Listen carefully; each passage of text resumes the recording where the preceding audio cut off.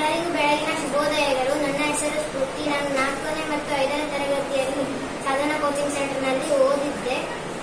ಈ ಸಾಧನಾ coaching ಸೆಂಟರ್ನ ಅಧ್ಯಕ್ಷರಾಗಿರುವಂತಹ Linganagouda sir ಅವರಿಗೆ ತುಂಬಾ ಧನ್ಯವಾದಗಳು. ಯಾಕೆಂದರೆ ಬಹಳ ವಿದ್ಯಾರ್ಥಿಗಳಿಗೆ ಸೈನಿಕ ಆಗಿರ್ಬೋದು, ನವೋದಯ, ಮುರಾರ್ಜಿ, ಆದರ್ಶ, ಕಿತ್ತೂರು ಸೈನಿಕ ಬಹಳ ಕಾಂಪಿಟೇಟಿವ್ ಎಕ್ಸಾಮ್ ಬರೆಯೋಕ್ಕೆ ಅವಕಾಶ ಸಿಕ್ಕಿದೆ. ಈ ಸಾಧನಾ ಕೋಚಿಂಗ್ ಸೆಂಟರ್ ನಲ್ಲಿ ಎಲ್ಲ ಸಬ್ಜೆಕ್ಟ್, ಮೆಂಟಲ್ ಆಗಿರ್ಬೋದು, ಮ್ಯಾಥ್ಸ್ ಆಗಿರ್ಬೋದು, ಕನ್ನಡ ಆಗಿರ್ಬೋದು, ಎಲ್ಲ ಸಬ್ಜೆಕ್ಟ್ಸ್ ಗಳನ್ನು ಅರ್ಥ ಆಗುವಂತೆ ಹೇಳಿದ್ದಾರೆ. ಮತ್ತೆ weekly test, monthly test conduct ಮಾಡ್ತಾರೆ.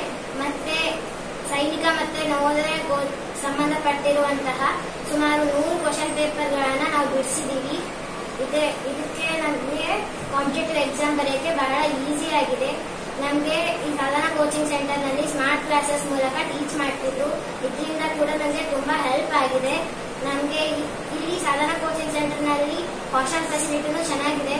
ಮಕ್ಕಳನ್ನ ಬೆಳಿಗ್ಗೆ 5 ಗಂಟೆಗೆ ಎಬ್ಬಿಸ್ತಾರೆ, ಯೋಗ ಮಾಡಿಸ್ತಾರೆ, ನಂತರ ರಾಗಿ ಗಂಜಿ ಕೊಡ್ತಾರೆ, ನಂತರ 7 ಗಂಟೆಗೆ ಕ್ಲಾಸ್ ನ ಸ್ಟಾರ್ಟ್ ಮಾಡ್ತಾರೆ. ನಾನು ನವೋದಯ ಪಾಸ್ ಆಗಿದ್ದೀನಿ.